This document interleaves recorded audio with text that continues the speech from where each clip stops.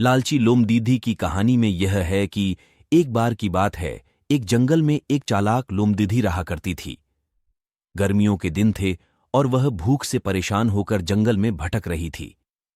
बहुत देर जंगल में भटकने के बाद लोमदीदी को एक खरगोश मिला, लेकिन खरगोश मिलने के बाद लोमदीदी ने खरगोश को खाने की बजाय उसे छोड़ दिया, क्योंकि वह इतना छोटा था कि उसे खाने से लोमदीदी का पेट कहाँ भरने वाला था।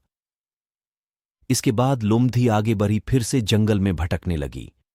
कुछ देर जंगल में भटकने के बाद भूखी लोमधी को एक हिरण डियर दिखा। हिरण को देखते ही लोमधी के मुंह में पानी आ गया। लोमधी हिरण को पकड़ने के लिए उसके पीछे दौड़ने लगी। लोमधी ने अपनी पूरी ताकत से हिरण का पीछा किया, पर हिरण लोमधी की पकड़ में नहीं आया। अब लोमधी खाने की तलाश में बहुत ही थक चुकी थी।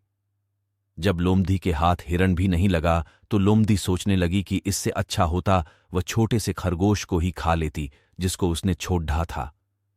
कुछ देर आराम करने के बाद लोमधी खरगोश को ढूंढने के लिए फिर से जंगल में भटकने लगी।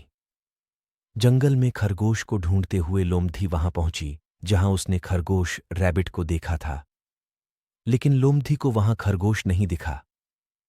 थक हार कर लोमधी को अपनी गुफा में लौटना पड़ा, जिसके बाद कई दिनों तक भूखी लोमधी अपनी गुफा में भूखा रहना पड़ा और बहुत दिन बीत जाने के बाद लोमधी को खाना मिला।